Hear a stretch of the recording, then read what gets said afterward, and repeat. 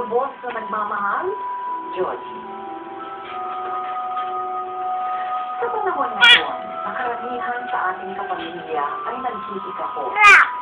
At ang isang ng ating dinadalawan ay iskopikal na sa mga bagay na hindi nakikita.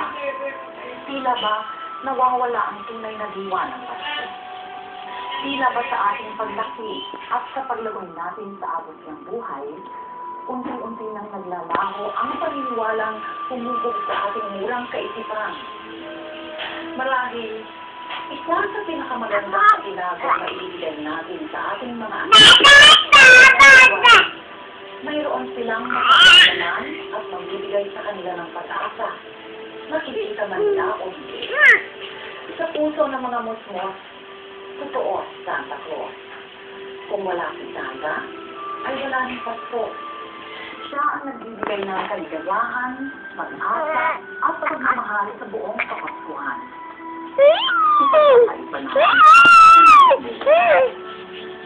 Ito po ang Santa Santos na